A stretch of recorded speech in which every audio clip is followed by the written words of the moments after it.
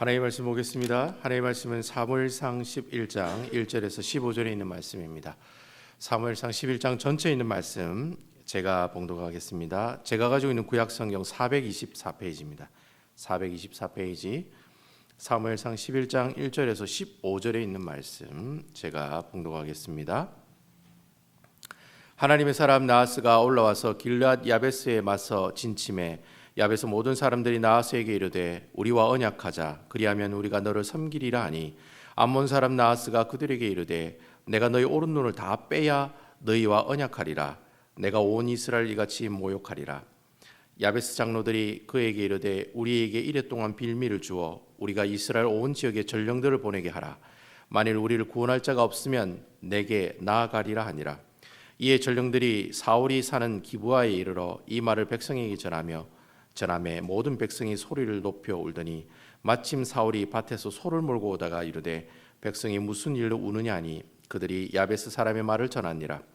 사울이 이 말을 들을 때 하나님의 영에 크게 감동되매 그의 노가 크게 일어나 한 결의 소를 잡아 각을 뜨고 전령들의 손으로 그것을 이스라엘 모든 지역에 두루 보내어 이르되 누구든지 나와서 사울과 사무엘을 따르지 아니하면 그의 소들도 이와 같이 하리라 하였더니 여호와의 두려움이 백성에게 임하매 그들이 한 사람같이 나온지라.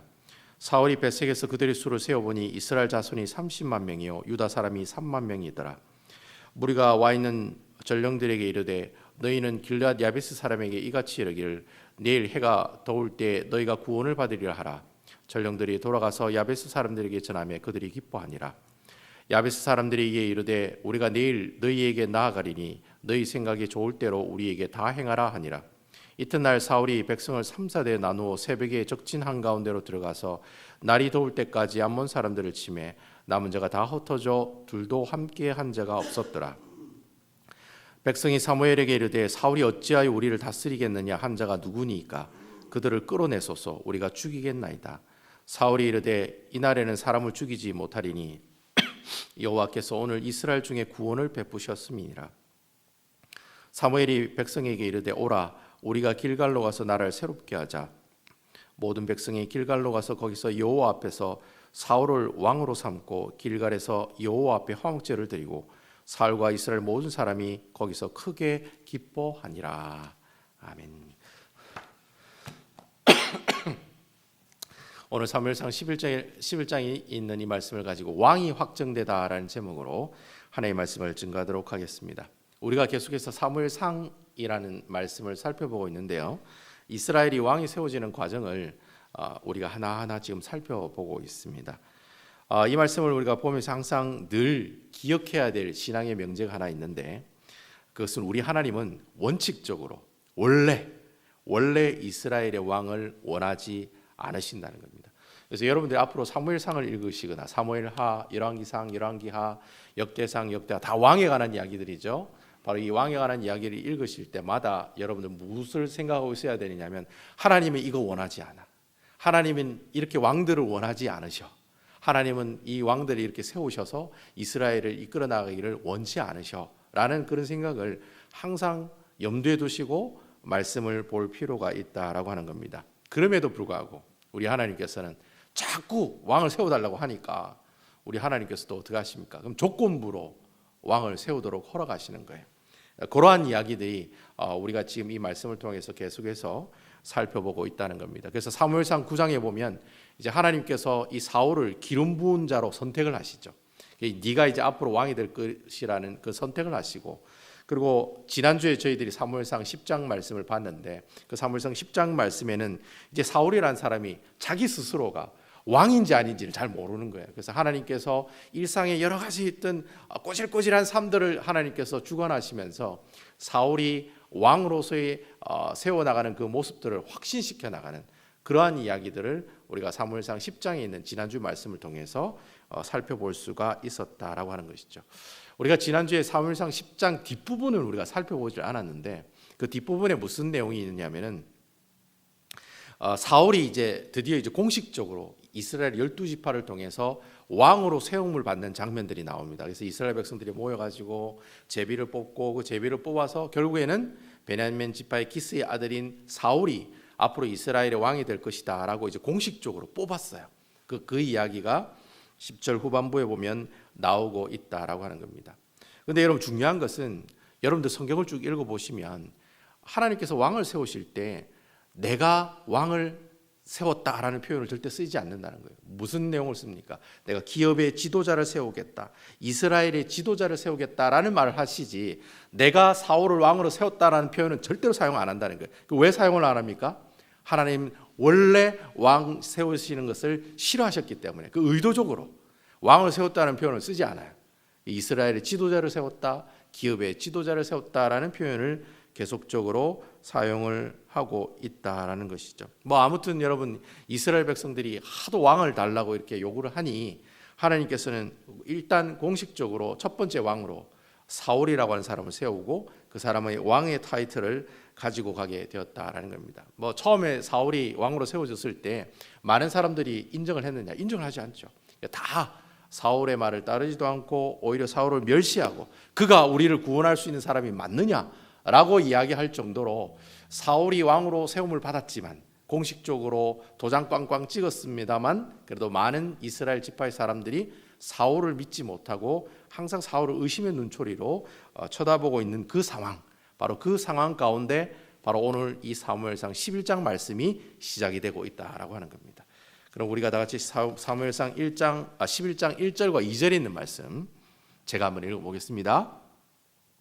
암몬 사람 나하스가 올라와서 길앗 야베스에 맞서 진침해 야베스 모든 사람들이 나하스에게 이르되 우리와 언약하자 그리하면 우리가 너희를 섬기리라 하니 2절 암몬 사람 나하스가 그들에게 이르되 내가 너희 오른눈을 다 빼야 너희와 언약하리라 내가 온 이스라엘을 이같이 모욕하리라.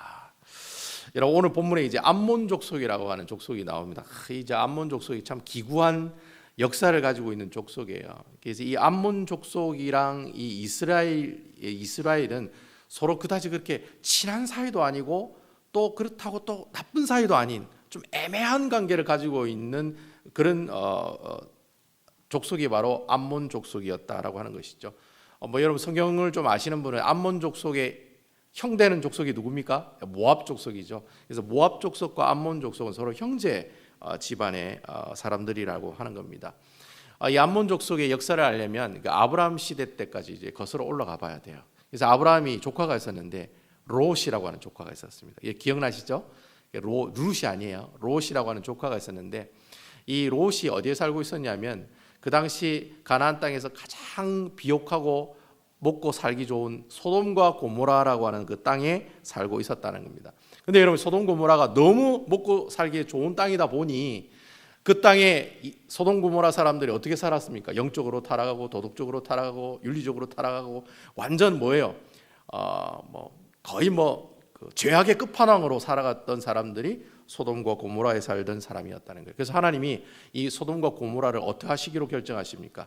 내가 심판하시겠다. 불과 유황으로 다 태워가지고 다 없애겠다라고 이제 결심을 하시게 되죠. 그때 이제 아브라함이 거기 우리 롯이 살고 있는데 주님, 그래도 막 아브라함이 중재를 하는 거예요. 우리 롯의 가족만큼은 살려달라. 그래가지고 이제 하나님께서 이 소돔 고모라가 망하기 전에 천사를 보내셔가지고 어떻게 해요? 그 롯의 아내와 롯과 그 두 딸을 이제 어떻게 해요?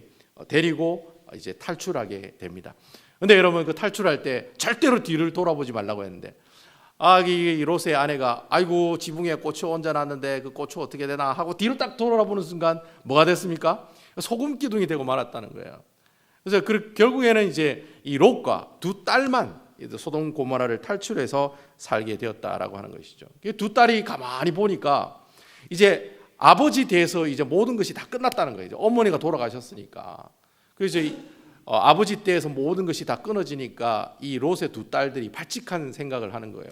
어떤 생각을 하냐면 우리 아버지에게 술을 먹여서 우리가 그 아버지와 관계를 맺어가지고 계속해서 자녀를 낳아가지고 자손을 이어가자. 그런 생각을 한 거예요.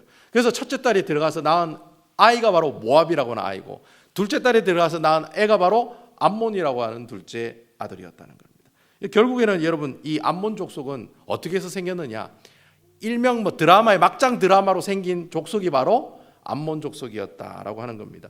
제가 PPT를 하나 준비를 했는데 저기 여러분 저 동그랗게 이제 노란색으로 되어 있는 데가 이제 암몬 족속이 살고 있는 동네예요. 원래는 므낫세 반지파라고 하는 저 자리가 원래는 암몬 족속이 살고 있는 자리였어요. 그런데 이제 이스라엘 백성들이 가나안 땅에 들어와서 가나안 땅에 있는 땅들을 막 정복하면서 이 요단강 동편 쪽에 있는 므낫세 반지파, 갓지파 그리고 루벤 지파는 어떻게 해요? 요단강 동편에 여러분들이 보시는 왼쪽 편에 있는 땅에 이제 요단강 동편인데 그 땅을 다 차지하게 됐다는 거예요. 원래 그 땅이 암몬 족속의 땅이었는데 갑자기 막 이스라엘 백성들이 와서 그 땅을 점령하고 있으니 그때 동안은 이 암몬 족속과 이스라엘 백성들이 사이가 좋겠어요, 나쁘겠어요? 당연히 사이가 나빴다라고 하는 겁니다. 그래서 여러분 결국에 이렇게 땅이 서로 겹치게 되니까 서로 이제 분위기가 안 좋아지는 거죠. 그래서 이제 오늘 1절 말씀에 보면 이제 암몬 족속이 이스라엘보다 아마 힘이 좀 강했던 것 같아요. 그 당시에는. 그래서 여러분 그 므낫세 지파의 성읍이 있는 길랏 야베스라고, 이제 길랏 야베스가 이제 므낫세라고 하는 지파가 있었던 그 땅에 있는 도시였거든요. 근데 그 도시를 이제 공격하게 되는 겁니다. 그러니까 이제 길랏 야베스 사람들이 힘이 없으니까 은매 기주고하고 이제 죽는 거예요. 그래서 우리가 당신하고 싸우지 않고 대신 조공을 바칠 테니 우리와 함께 어떻게 해요? 화친을 맺자, 이렇게 제안을 하게 된 겁니다. 그런데 2절에 보면 이 암몬 족속이 어떠한 황당한 제안을 하느냐 하면은 길앗 야베스 사람들에게 뭐라고 요구하느냐? 그래, 너희들과 화친을 맺고 조공을 받겠다. 단 조건이 있는데 길앗 야베스에 있는 모든 사람들의 오른쪽 눈을 다 뽑아라는 거예요. 오른쪽 눈을 다 빼고 항복하면 내가 너희와 화친을 맺겠다라고 이야기하고 있다는 거예요. 그래서 왜 갑자기 황당하게 오른쪽 눈이야라고 생각하시는데, 여러분 옛날에 보통 이스라엘 백성들은 거의 대부분 오른손잡이였거든요. 한국 사람하고 비슷해요. 이스라엘 백성들이. 왜 우리 어릴 때 아이들이 왼손으로 밥 먹으면 어디가 왼손으로 밥 먹냐고 막 때리잖아요. 저희 아들이 첫째 아들 둘째 막내가 다 왼손잡이였거든요. 근데 다 이렇게 해가지고 오른손잡이로 제가 다 만들어놨다는 거예요. 그와 마찬가지로 이스라엘 백성들도 왼손잡이보다는 오른손잡이를 더 좋아해요. 그러니까 여러분 오른손잡이가 자 오른손으로 칼을 들죠. 그리고 또 여러분 방패는 왼손을 들 거 아니에요. 방패로 왼손으로 막으면 어느 쪽 눈이 보입니까? 오른쪽 눈이 보이잖아요. 여러분들 보시기에 왼쪽이지만 오른쪽 눈이 보이잖아요. 내가 방패를 이렇게 딱 하면 오른쪽 눈이 보이잖아요. 그러니까 오른쪽 눈을 빼라는 말은 뭐 하라는 말입니까? 앞으로 네 전쟁하지 말라는 말하고 똑같다는 말이에요. 그러니까 왼쪽 눈만 있으면 농사는 지을 수 있거든. 그러니까 농사 짓고 우리한테 그 조공을 바치고 너희들은 다시는 전쟁을 하지 말고 어떻게 하라는 거예요? 암몬 족속의 노예로 살아가라. 그 뜻이 오른쪽 눈을 빼고 항복하라는 뜻이 된다는 거예요. 그리고 여러분 활을 쏠 때도 보면 오른쪽 눈이 필요해요, 안 필요해요? 오른손잡이는 오른쪽 눈이 필요해요. 활을 쏘잖아요. 그러니까 오른쪽 눈을 빼라는 말은 앞으로 절대로 전쟁하지 말라는 그런 말로 해석이 되고 있다라고 하는 겁니다. 그러니까 결국 이 암몬 왕이 길랏 야베스 사람들에게 무엇을 주기 위해서? 모욕감을 주기 위해서 바로 이러한 오른쪽 눈을 빼라는 이야기를 하고 있다라고 하는 겁니다. 자, 암몬 왕이 이제 이러한 제안을 하다 보니 이스라엘 백성들이 갑자기 이 암몬 왕의 또 다른 제안을 하는 장면을 우리가 볼 수가 있어요. 좀 황당한 제안인데 3절에 있는 말씀입니다. 제가 한번 읽어볼게요. 야베스 장로들이 그들에게 이르되 우리에게 이래 동안 말미를 주어 우리가 이스라엘 온 지역에 전령을 보내게 하라. 만일 우리를 구원할 자가 없으면 내게 나아가리라. 사실 여러분 이 야베스 성을 에워싸고 오른쪽 눈 빼고 항복하라고 하는 이 암몬 왕의 요구를 받은 야베스 장로들이 뭐라고 또 얘기하느냐면 뜬금없이 갑자기 그런 제안을 하는 거예요. 우리가 지금 이스라엘 백성들 각 지파에게 전령을 보내가지고 우리를 도울 수 있습니까 없습니까? 라고 물어볼 테니까 만약에 그들이 우리를 돕지 못하겠다라고 이야기하면 그러면 우리가 어떻게 해요? 오른쪽 눈 다 뽑고 니한테 항복하겠다는 거예요. 그런 이야기를 지금 하고 있다는 겁니다. 이게 좀 황당하잖아요. 그냥 항복하면 되는 거지 굳이 우리가 이스라엘 지파가 우리를 도울 수 있냐 없냐를 한번 물어보자는 제안이 굉장히 황당한 제안일 수밖에 없다는 거예요. 근데 여러분 재밌는 것은 그러한 제안에 이 암몬 왕 나하스가 허락을 하는 거예요? 허락을 안 하는 거예요? 허락을 한다는 거예요. 그래? 그렇게 해. 여러분 이게 무슨 뜻을 의미하는 것이죠? 자신감이 있다. 자신이 있다는 거예요. 너희들이 그렇게 해가지고 이스라엘 지파를 다 모아가지고 나하고 싸워도 나는 이길 수 있다 없다? 이길 수 있다는 거예요. 자신감에 넘치는 그 이야기로 어떻게 해요? 내가 너희를 이스라엘 지파한테 가서 도와달라고 전령을 일주일 동안 보내는 거 허락하겠다라고 그렇게 이야기하고 있다는 거예요. 그리고 여러분 사실 여러분 이스라엘 지파가 이스라엘 땅이 얼마나 넓은데 일주일 동안 전령들이 가서 그 12지파를 다 찾아가 가지고 도와달라고 또 허락하면 또 군인들이 뭐 금방 옵니까? 뭐 준비하고 또 오면 또 거리도 있고 하니까 사실 일주일 만에 이스라엘 지파 사람들의 도움을 받는다는 것은 절대로 불가능한 기간이었다는 거예요. 그 이 나하스라는 이름이 원래 뱀이라고 하는 뜻이거든요. 나하스가 아주 나쁜 사람이에요. 그런 것까지 다 계산해서 어떻게 해요? 인심 쓰는 척 그래 7일 동안 이스라엘 지파 사람들에게 전령을 보내가지고 군사 한번 모아보라고 그렇게 자신감 있게 허락을 하고 이야기를 했다라고 하는 겁니다. 자, 그런데 여러분 이 야베스 사람들이 이 전령을 온 이스라엘 지파에 보냈는데 바로 새로운 반전의 역사가 일어나게 되었다라고 하는 것이죠. 그 이야기가 이제 4절과 5절 말씀, 6절과 7절 말씀에 계속해서 나오거든요. 4절과 5절에 있는 말씀 제가 한번 읽어보도록 할게요. 이에 전령들이 사울이 사는 기브아에 이르러 이 말을 백성에게 전하매 모든 백성이 소리를 높여 울더니 5절 마침 사울이 밭에서 소를 몰고 오다가 이르되 백성이 무슨 일로 우느냐 하니 그들이 야베스 사람의 말을 전하니라. 자, 이제 길앗 야베스의 전령들이 어디에 도착했냐면 이 기브아는 이 길앗 야베스의 요단강 하나만 건너면 바로 기브아라고 하는 도시가 있어요. 그러니까 아주 가까이 사울이 살고 있었다는 거죠. 그래서 이 전령들이 제일 먼저 기브아라고 하는 곳에 도착을 한 거예요. 그래서 이러이러 저런 상황들을 이야기하는 거예요. 지금 암몬 왕이 우리로 하여금 오른쪽 눈 다 빼고 항복하면 우리를 살려준다고 하더라. 이런 상황이 있으니 우리를 좀 도와달라 이런 얘기를 하니 그 기브아 사람들이 다 그 사실에 대해서 애통해하며 어떻게 해요? 거룩한 분노의 모습들이 막 일어나는 모습들이 오늘 본문의 말씀을 통해서 우리에게 이야기하고 있다는 거예요. 이 이야기를 또 누가 듣습니까? 사울이 뭐 하다가 자기 고향에서 소 가지고 밭농사하고 있다가 그런 이야기를 들었다는 거예요.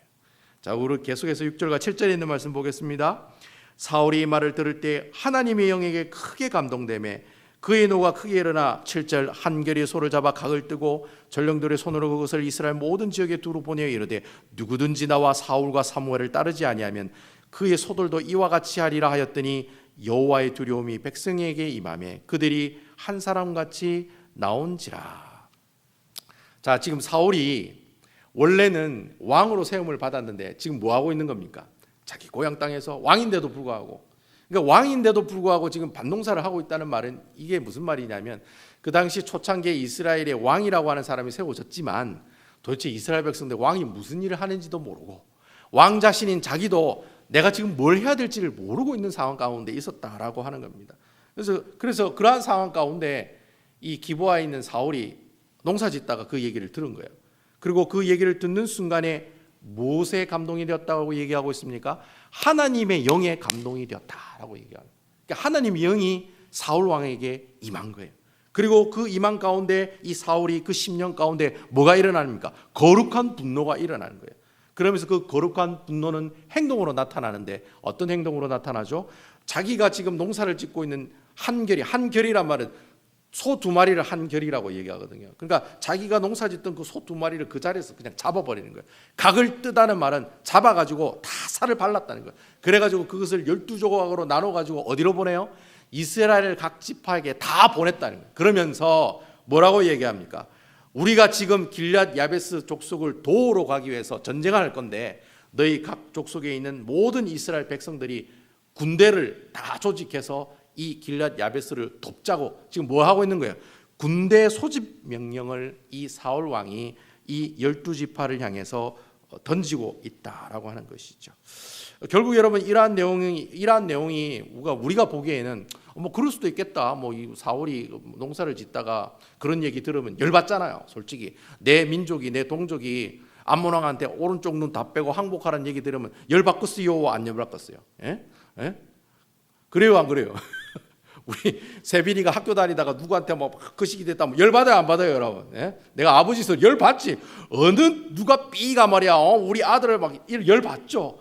그런 거룩한 분노가 사울의 마음속에 일어나면서 소 2마리 잡아가지고 그걸 다 쪼개가지고 12조각을 이스라엘 백성들 가운데 보냈다라고 하는 겁니다. 제가 이 말씀을 보면서 오늘 이 6절과 7절에 나오는 이 말씀 중에 우리가 두 구절의 말씀을 한번 주목해 볼 필요가 있다는 거예요.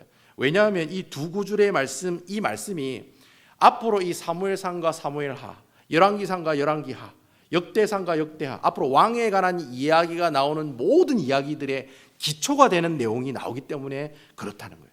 그럼 그 오늘 본문에 나오는 이 첫 번째 구절이 뭐냐? 바로 6절에 나오는 하나님의 영에 크게 감동되었다. 즉 여호와의 영이 임했다라고 하는 이 표현이 아마 굉장히 중요한 표현이다라고 하는 겁니다. 여러분 성경에 보면 하나님께서 어떤 사역을 감당하기 위해서 사람을 세우실 때 뭐라고 표현하느냐면 여호와의 영이 그에게 임했다라는 그런 표현을 사용한다는 거예요. 그러니까 하나님의 영이 임했다는 말이랑 여호와의 영이 임했다는 말이랑 똑같은 말이거든요. 특별히 이러한 표현들이 어디에 많이 나오냐면 사사기에 보면 많이 나와요. 여러분 사사기 12명의 사사가 나오잖아요. 그 사사를 딱 세우실 때 항상 그 사사로 세우실 때 보면 온니엘을 세우실 때 온니엘이 첫 번째 사사거든요. 온니엘을 세우실 때 여호와의 영이 그에게 임했다. 그렇게 얘기하고 있어요. 그리고 여러분 기드온이라든지 입다라든지 여러분 잘 아는 삼손이라든지 이렇게 사사를 세울 때마다 하나님께서 뭐라고 얘기하시냐면 여호와의 영이 그에게 임했다라고 하는 그런 표현들을 사용하고 있다는 거예요. 그럼 왜 하나님께서 이렇게 그의 사역을 감당하기 위해서 사람을 쓰실 때, 사람을 뽑으실 때 왜 여호와의 영이 임했다는 표현을 쓰느냐? 그 이유가 뭐냐라는 거예요.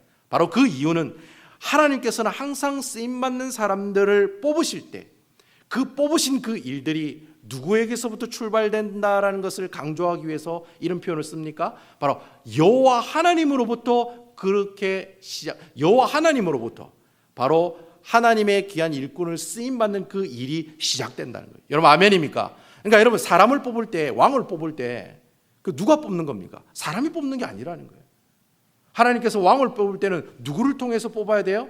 여호와 하나님의 영이 임한 그 사람, 여호와의 영이 임한 그 사람. 바로 이 말은 하나님께서 앞으로 세우실 모든 사역의 출발점은 누구로부터 시작된다는 거예요. 여호와 하나님으로부터 시작이 된다는 거예요. 여러분 아멘입니까? 단순히 이스라엘 백성처럼 이스라엘 백성들이 우리가 왕이 필요합니다, 그러니까 왕을 세워주세요, 이게 아니라는 거예요. 그건 하나님께서 기뻐하시는 사람을 세우는 방법이 아니라는 거예요. 하나님께서 사람을 세우시고 사람을 뽑으시고 왕을 세우시는 것은 전적으로 누가 하는 일이에요? 이스라엘 백성들이 하는 일이 아니라는 거예요. 전적으로 여호와 하나님이 하시는 일이라는 거예요. 그러니까 여러분 앞으로 이스라엘이라고 하는 이 민족 가운데 하나님의 세우시는 왕이 세워질 때는 항상 어떻게 해요? 전적으로 하나님으로부터 그 왕이 세워지는 일이 시작되어야 하고 또 하나님의 계획하심과 하나님의 뜻하심, 그 하나님의 뜻과 의지에 따라서 수많은 왕들이 세워지고 사라져야 된다는 거예요. 그러한 것을 보여주기 위해서 바로 하나님의 영이 사울에게 임했다라고 하는 표현들을 하나님께서 우리에게 보여주신다라고 하는 거예요. 그러니까 모든 왕의 출발이 어디서부터 시작되는 거예요? 내가 필요해서부터 시작되는 것이 아니라 원래 하나님께서 그 사람을 통해서 계획하시고 뜻하신 바가 있을 때 그때 하나님께서 그 사람을 세우시고 뽑으신다는 거예요. 그러니까 왕을 세우는 모든 출발이 어디서부터 시작되는 겁니까? 바로 여호와 하나님에서부터 시작된다는 거예요. 여러분 아멘이시죠? 내가 받은 그 직분이 내가 뭐 예수를 잘 믿고 뭐 11조도 많이 하고 신앙생활 잘하고 뭐 헌신을 많이 했기 때문에 사람들이 뽑아져가지고 내가 직분을 받은 게 아니라는 거예요. 나의 모든 직분의 출발은 어디서부터 시작되느냐?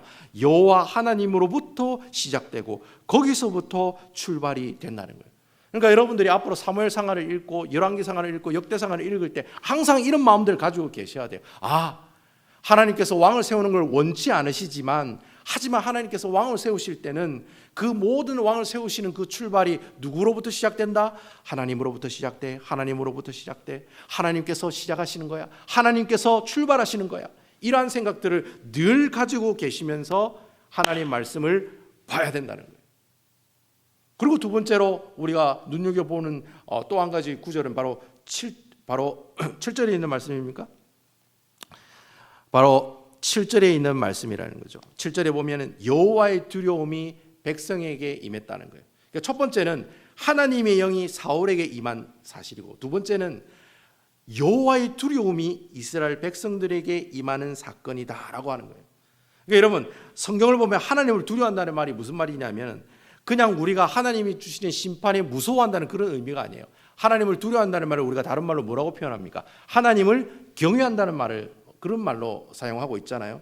여러분, 하나님을 경외한다는 말은 단순히 하나님의 심판을 두려워한다는 말이 아니라 하나님을 경외한다는 그 말 안에는 우리의 모든 삶을 통치하시고 우리의 모든 삶을 주관하여 주시고 또 그러한 모든 삶을 주관하고 계시는 그 여호와 하나님을 우리가 어떻게 한다는 겁니까?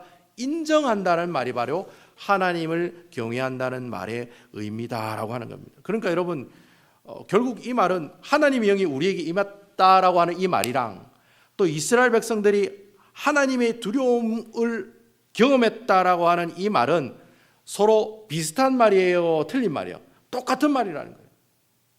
하나님의 영이 임했다는 말이랑 이스라엘 백성들이 여호와의 두려움이 이스라엘 백성들에게 임했다라는 그 말은 결국에는 그 모든 일을 누가 주관하신다는 거예요? 여호와 하나님이 주관하신다는 거예요. 또 하나님께서 그 일을 시작하셔야지만이 어떻게 해요? 하나님의 놀라운 사역들을 감당해 나가신다는 거예요. 그러니까 이스라엘 백성들이 여호와의 두려움을 갖게 되는 거랑 사울이 하나님의 영이 임하게 되는 거랑 결국에는 이 두 이야기의 공통점은 모든 사역의 중심에 모든 사역의 출발에는 바로 누구에서부터 시작된다는 거예요?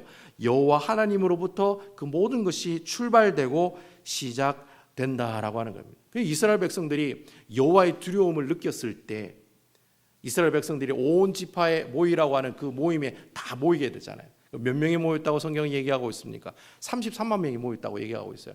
뭐 33만 명이 몇 명인지 잘 감이 안 오시는 그런 분들 계시겠지만 이스라엘 백성들이 출애굽할 때 그 남자의 숫자가 60만이었거든요. 그리고 가나안 땅에 들어갈 때 그 민수기에 보면 60만 정도 되는 남자들이 가나안 땅으로 들어갔어요. 그러니까 60만의 반 정도가 33만이니까 제법 많은 숫자의 남자들이 바로 싸우겠다라고 어떻게 해요? 바로 베색이라는 곳에 모이게 되었다는 거죠. 그러니까 여러분 33만이라는 숫자가 적은 숫자가 아니라는 거예요. 그 당시 전체적인 상황을 봤을 때는 굉장히 많은 숫자가 모여서 하나님의 군대를 이루게 되었다라고 하는 겁니다. 결국 여러분 이러한 두 성경 구조를 통해서 하나님께서 우리에게 주시고자 한 영적인 교훈이 바로 그거예요. 제가 금방 여러분들에게 말씀드렸던 것처럼 사울에게 하나님의 영이 임하고 또 이스라엘 백성들에게 여호와의 두려움이 임한 것은 모두 다 누가 주관하는 일이다? 여호와 하나님께서 주관하시는 일이다라는 거예요. 결국 여러분 하나님께서 주관하시고 하나님께서 운영하시고 전적으로 하나님께서 이끌어 가시는 모습들을 통해서 바로 이러한 두 사건들이 우리에게 보여주고 있다라고 하는 것입니다. 결국 여러분 이 이야기는 다시 이스라엘이라는 나라가 왕을 세울 때 가지고 있어야 할 패턴과 똑같은 패턴이라는 거예요. 앞으로 이스라엘 왕이 세워질 때는 어떻게 해요? 사람이 세우는 것이 아니라 누가 세우는 거예요? 하나님의 영이 임한 그 사람을 세우셔야 돼요. 그리고 또 전적으로 어떻게 해요?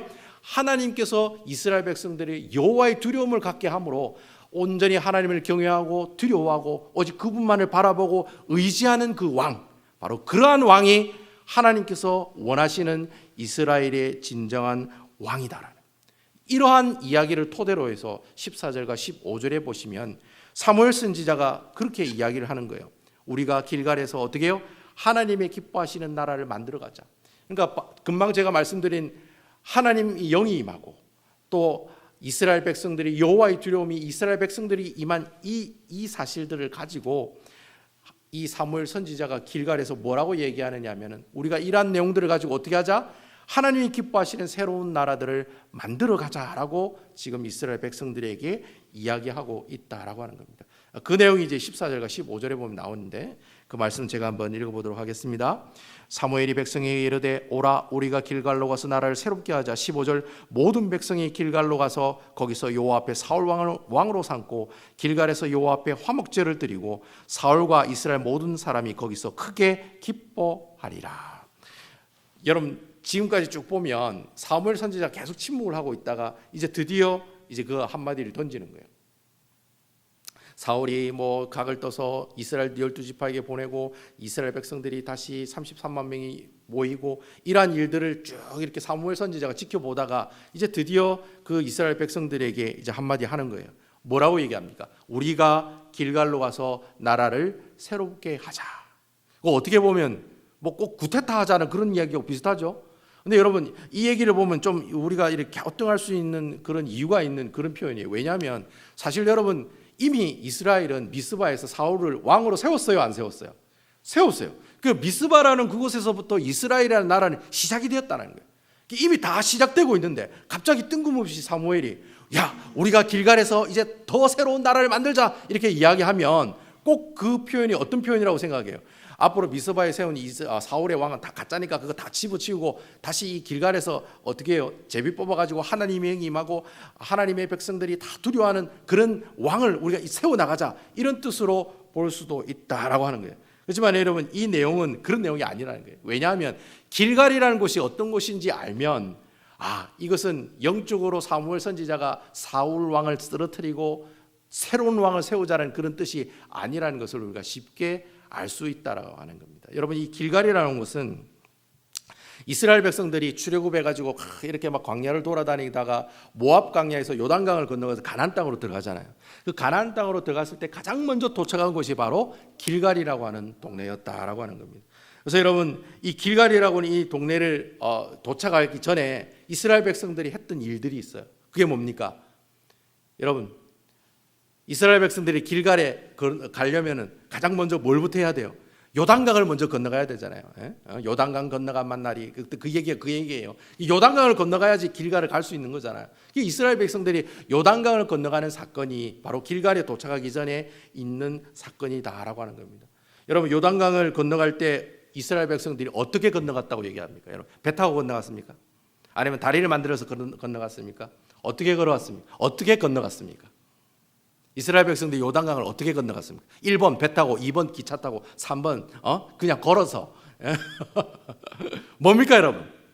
걸어서 요단강을 걸어갔어요. 걸어서 요단강을 건너갔다는 거예요. 이 말이 무슨 말이냐면 여러분 출애굽한 이스라엘 백성들이 홍해바다를 어떻게 해요? 걸어갔잖아요. 마른 홍해바다 그 땅을 밟고 홍해바다를 건너간 그 모습처럼 이스라엘 백성들이 똑같이 요단강이 갈라지고 그 마른 땅을 이스라엘 백성들이 건너갔다는 거예요. 그리고 건너가면서 여호수아가 뭐라고 얘기합니까? 야, 각 지파의 모든 사람들이 돌멩이 요단강 바닥에 있는 돌멩이 하나씩 다 주어라. 그리고 그걸 가지고 길갈에 도착했을 때 그 돌을 가지고 뭘 만들어요? 기념비를 만들어요. 비석을 만들어. 왜? 앞으로 자자손손 이스라엘 후손들에게 야, 우리가 요단강을 어떻게 왔다? 걸어왔다. 누구의 능력으로? 하나님의 놀라운 능력으로 요단강을 건너왔다. 이러한 사실들을 자녀들에게 교육시키라고 길갈에다가 기념비를 세웠는데 바로 그것이 바로 길갈이라고 하는 동네였다라고 하는 것입니다. 그때 여러분 여호수아가 이 길갈에 이제 기념비를 막 세우고 난 다음에 이스라엘 백성들에게 한마디 하는 내용이 나오거든요. 그 내용이 이제 여호수아 4장 24절에 보면 나와요. 제가 여호수아 4장 24절에 있는 말씀 제가 한번 읽어보겠습니다. 여호수아가 다 요단강 건너고 난 다음에 그 돌멩이들 가지고 비석을 세우고 난 다음에 이스라엘 백성들에게 얘기하는 내용이에요. 자, 이는 땅의 모든 백성에게 여호와의 손이 강하신 것을 알게 하며 너희가 너희 하나님 여호와를 항상 경외하게 하려 하심이라 하라. 자, 하나님께서 요단강을 건너게 하신 두 가지 이유를 여호수아가 지금 이스라엘 백성들에게 이야기하고 있다는. 그 첫 번째 그 이유가 뭐예요? 하나님께서 요단강을 건너가게 하신 그 첫 번째 이유는 하나님의 손은 정말 강하다는 것을 지금 이스라엘 백성들에게 보여주기 위해서 요단강을 건너가는 모습들을 경험케 하셨다라는 거예요. 여러분 요단강을 건너갈 때 유일하게 홍해바다도 건너가고 요단강도 건너간 사람이 누굽니까? 누구게요? 예? 홍해바다도 건너고 요단강도 건넜던 사람 딱 두 사람이 있잖아요. 누구예요? 갈렙과 여호수아죠. 갈렙과 여호수아는 홍해바다도 건너가고 요단강도 건너가는 경험을 가지고 있는 사람이에요. 근데 여러분 그 외 사람들은 다 광야에서 태어난 이스라엘의 2세대 아니면 3세대 사람들이에요. 그러니까 아버지 때 홍해바다 건너갔다는 얘기를 이야기로만 들었지 자기 발로 직접 그 갈라진 바다를 건너간 경험은 아무도 하지도 않았다는 거예요. 근데 그것을 이스라엘 백성들에게 경험케 하셨다는 거예요. 그런 모습들을 경험하면서 이스라엘 백성들이 무엇을 느끼겠습니까? 야, 내가 믿는 하나님 짱이야. 내가 믿는 하나님 정말 강한 손을 가지고 계셔. 여러분이 강한 손을 가지고 계신다는 말은 하나님의 능력이 아주 크다는 말도 되지만 이 말을 다른 말로 해석하면 하나님이 임재하셨다라는 표현도 뭐예요? 하나님의 손이 우리에게 임했다, 보여주셨다라고 성경은 이야기하고 있다라고 하는 겁니다. 바로 그러한 내용들이 바로 이 요단강 사건을 통해서 우리에게 첫 번째 주시는 그 표현의 모습들이라. 그리고 두 번째 요단강을 건너가게 한 이유가 뭡니까? 두 번째 뒤에 보면 나오잖아요. 이스라엘 백성들이 하나님을 경외하는 삶을 살아가게 하기 위해서. 야, 네가 믿는 하나님 세피한 하나님 아니야. 네가 믿는 하나님 그냥 먹을 것만큼 주시고 우리에게 축복 주시는 그런 분 아니야. 바로 요단강을 갈라지게 할 만큼 큰 능력을 가지고 계시는 분이시기에 항상 그분을 어떻게 해라? 경외하는 마음으로 살아가야 된다는 거예요. 경외하는 마음으로 살아간다는 말이 뭐라고 했습니까? 우리의 모든 삶의 주관자가 되시고 통치자가 되시고 내 삶의 주인이 되시는 분은 주님이시다. 이러한 사실을 항상 기억하고 살아가는 사람이 되게 하려고 지금 이스라엘 백성들 요단강을 마른 땅을 통해 건너게 하는 역사를 우리에게 보여주셨다는. 자, 그럼 여러분, 제가 이 두 가지 사실을 여러분들이 얘기했는데 지금 이스라엘 백성들이 요단강을 건너간 이 두 가지 사실이랑 제가 금방 여러분들에게 얘기했던 그 사울에게 하나님의 영이 임하고 그리고 두 번째 하나님의 경외하심의 모습들을 이스라엘 백성들이 여호와의 두려움을 느꼈다라는 말하고 서로 이렇게 여러분 이렇게 뭔가 이렇게 연결이 되는 것 같아요, 안 되는 것 같아요? 연결이 되고 있다는 거예요. 요단강을 건너간 그 사건과 지금 사울이 암몬 족속과 싸우기 위해서 첫 번째 하나님의 영이 그에게 임하고 두 번째 이스라엘 백성들이 여호와의 두려움을 경험하게 되는 그 두 사건이 바로 요단강 건너간 이스라엘 백성들이 하나님의 요단강을 건너가게 했던 그 이유, 그 두 가지 사건과 그 두 가지 이유와 서로 어떻게 해요? 서로 이런 오버랩되는 모습들을 우리가 발견할 수 있다는 거예요. 여러분, 이건 어느 주석에도 안 나오는 얘기예요. 제가 발견한 거예요. 제가 말씀보다 저도 깜짝 놀랐네. 지금 사울이 하나님의 영을 받고 이스라엘 백성들이 여호와의 두려움을 가지고 암몬 족속과 싸우러 나가잖아요. 그 과정이랑 바로 이스라엘 백성들이 요단강을 건너간 그 이유랑 똑같은 이유로 서로 맞물려가는 모습들을 우리에게 보여주신다는 거예요. 결국 하나님께서 이 두 사건을 오버랩 시켜주면서 우리에게 주시는 영적인 교훈이 바로 그거예요. 제가 여러분들에게 말씀드렸지만 앞으로 사람에 의해서 왕이 세워지는 것이 아니다. 앞으로 누구에서 왕은 세워진다? 전적으로 하나님의 영에 의해서 세워지는 왕. 여러분 아멘입니까? 그러니까 하나님의 영에 의해서 세워지는 그 왕이 진짜 하나님께서 기뻐하시는 왕이라는 거예요. 또 세상의 방법과 수단으로 세워지는 것이 아니라 전적으로 하나님의 계획하심과 그분의 뜻으로 세워지는 왕. 그리고 전적으로 그분을 뭐하는 사람? 경외하고 두려워하는 사람. 내 모든 삶의 주관자는 주님이십니다. 내 모든 삶을 통치하고 계시는 분은 주님이십니다라고 고백하는 그 사람, 바로 그 사람을 이 이스라엘의 왕으로 세워야 된다는 거예요. 그 내용을 지금 이 사무엘상 11장의 말씀을 통해서 우리에게 구구절절하게 이야기하고 있다는 거예요. 그러니까 여러분, 지금 오늘 본문에 나와 있는 이 사울 왕이 암몬 족속과 싸우는 이 전쟁이 사울이 왕이 되고 난 다음에 가장 첫 번째 하는 전쟁이거든요. 근데 여러분, 이 전쟁에서 이 암몬 족속 승리합니까? 승리하지 않습니까? 승리해요. 근데 여러분, 그 암몬 족속을 승리한 그 전쟁의 모든 과정에 누가 함께 하셨습니까? 제일 중요한 포커스예요. 여호와 하나님과 함께 하셨다는 거예요. 여러분 아멘입니까? 예? 그러니까 여러분, 사울이 왕이 되고 난 다음에 하나님과 함께 하시는 전쟁을 치룬 전쟁은 이 전쟁 하나밖에 없어요. 여기가 끝이에요. 사울 왕은 여기까지예요. 딱 여기까지. 그 다음 그 뒤에 블레셋 사람들과 아멜렉 족속과 싸우는 전쟁이 다 나와요. 다 승리해요. 근데 여러분, 사울이 싸웠던 그 모든 전쟁의 중심에는 하나님이 함께 하시는 것이 아니라 여호와 영이 임하고 이스라엘 백성의 여호와의 두려워하는 마음을 가지고 전쟁을 나간 것이 아니라 다 뭐예요? 자기의 의와 자기의 모든 어떻게 자기가 가지고 있는 의를 내보이고 또 어떻게 해요?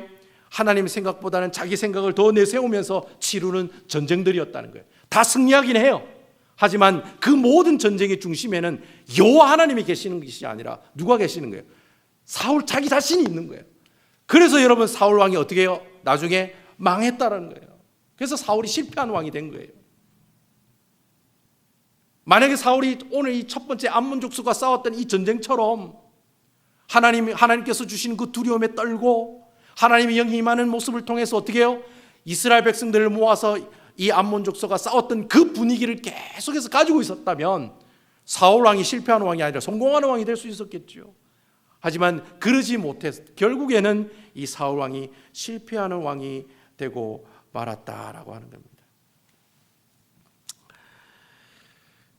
저는 여러분들이 늘 이렇게 하나님의 임재하심을 사모하고 하나님을 경외하는 마음을 가지고 신앙생활에 나가는 여러분 되시기를 주님의 이름으로 축원을 드리겠습니다. 여러분, 우리가 교회 공동체 생활을 하면서 제일 경계해야 될 죄 가운데 하나가 뭐냐면 내가 한번 해보겠다는 거예요. 일단 내가 한번 해보겠다 하면 그때부터 망하는 거예요. 이번에 우리가 새로운 구역장을 세워졌지만 내가 한번 구역장 한번 해보겠다, 그 순간부터 구역 완전 어떻게 해요? 완전 풍지풍파가 나는 거예요. 그때부터는 끝이 끝. 내가 뭐 이런 직분 받았기 때문에 내가 이렇게 한번 해보겠다, 내가 뭐 이렇게 했으니까 내가 이렇게 한번 해보겠다라고 생각하는 그 순간부터 뭐예요? 하나님께서 세우신 모든 계획들은 다 어떻게 해요? 실패와 좌절로 돌아가게 된다라고 하는 것입니다. 그래서 여러분, 내가 한번 해보겠다는 그런 마음을 가지는 인생이 아니라 하나님이 하라고 했기 때문에 아멘으로 받아들입니다. 하나님이 인도해 주시면 이 직분 감당하겠습니다.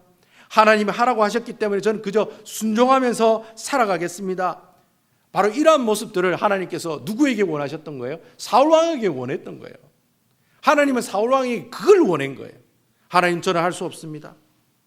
오직 누구만 하실 수 있습니다. 오직 주님만이 할 수 있습니다. 나는 아무것도 할 수 없습니다. 하지만 주님께서 하실 수 있습니다. 바로 그런 고백들을 듣기를 원하는 왕을 하나님께서는 원하셨다는 거예요. 그러니까 여러분, 이스라엘 왕의 핵심이 바로 그거예요. I can do that. 나는 아무것도 할 수 없다는 거예요. But 하나님께서는 모든 것을 하실 수 있다는 거예요.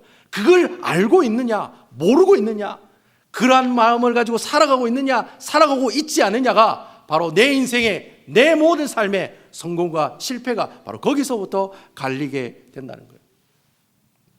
그러니까 여러분, 이스라엘 백성들이 세워진 그 수많은 왕들, 다 실패한 왕도 있고 성공했다라기보다는 성공하려고 애쓰는 왕도 있었잖아요. 근데 여러분, 그 왕들의 모든 특징들이 다 그래요.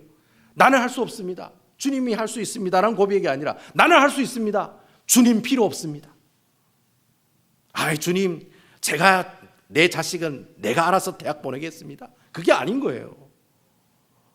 내가 어떻게 내 자녀를 하나님께서 기뻐하시는 대학으로 보냅니까? 그 일을 어떻게 하나님이 하시는 일이지 내가 하는 일입니다. 내가 어떻게 해보겠다는 그 순간부터 그 자녀의 길은 다 막히는 거예요. 나는 할 수 없으니 주님이 하실 수 있습니다. 그러니 주님께서 그 길을 인도해 주옵소서라고 기도하는 그 부모가 바로 하나님께서 기뻐하시는 왕의 직분을 가지고 살아가는 아름다운 부모의 모습들이 된다라고 하는 것입니다. 저는 이런 고백들이 오늘 이 자리에 나온 여러분들이 고백이 되기를 주님의 이름으로 축원드리겠습니다. 그래서 여러분들이 이번 한 주간을 살아가실 때, 그래, 하나님의 영이 임하고 여호와의 두려움이 나에게 임했을 때 나는 아무것도 할 수 없습니다. 저는 할 수가 없습니다. 그러나 주님은 하실 수가 있습니다. 그 자리를 내어드림에 하나님께서 여러분들에게 보여주시는 그 놀라운 역사들, 축복들, 그러한 것들을 여러분 성경에 나와 있는 내용만 가지고 야 좋겠다, 좋겠다, 다윗은 너무 좋겠다 이래 하지 마시고, 여러분 하나님께서 다윗에게 주고자 하는 그 모든 축복이 다 누구 거예요? 다 여러분들 건데 아무도 아멘 안 하시네. 이렇게 딱 하면 아멘 다 여러분들 건데, 아멘, 다 여러분들 건데. 그러니까 여러분 이번 한 주간, 그래요, 저는 못합니다. 주님, 저는 못합니다. 그러나 주님은 하실 수 있습니다. 주님 이거 원하셨죠? 사울 왕에게 원하는 것 바로 이것이었죠. 제가 그렇게 살겠습니다. 주님 함께해 주옵소서 라고 기도하시면 아마 분명히 여러분들 이스라엘 백성들이 요단강 건너간 그 역사가 여러분들 삶 가운데 나타나는 놀라운 역사로 나타날 줄로 믿으시는 아름다운 우리 남부교회 성도 여러분들 다 되시기를 주님의 이름으로 축원드리겠습니다. 여러분 기도하실 때 그렇게 기도했으면 좋겠습니다. 그래 기도합시다. 우리 하나님, 나는 못해요. 아무것도 못해요. 모태 신앙이다 그러다잖아요. 나는 못해, 아무것도 못해. 전도도 못해, 아무것도 못해. 여러분 그게 아니라 저는 아무것도 못합니다. 정말 못합니다. 하지만 주님이 나와 함께 하시면 요단강을 걸어가는 역사를 경험하게 해줄 줄로 믿습니다. 홍해바다를 걸어가는 기적, 주님 저도 그 기적 경험하게 해주실 줄로 믿습니다. 도와주십시오. 사울 왕처럼 실패하는 삶을 살아가는 인생이 아니라 이제 모든 거 주님한테 다 맡기고 오직 주님만 바라보고 주님의 인도하심을 받기를 소원하는 마음으로 살아가는 아름다운 주의 종들 되게 해달라고 우리 다 같이 하나님 앞에 간절히 기도하며 나가도록 하겠습니다. 기도하시겠습니다. 할렐루야. 아버지 하나님 감사합니다.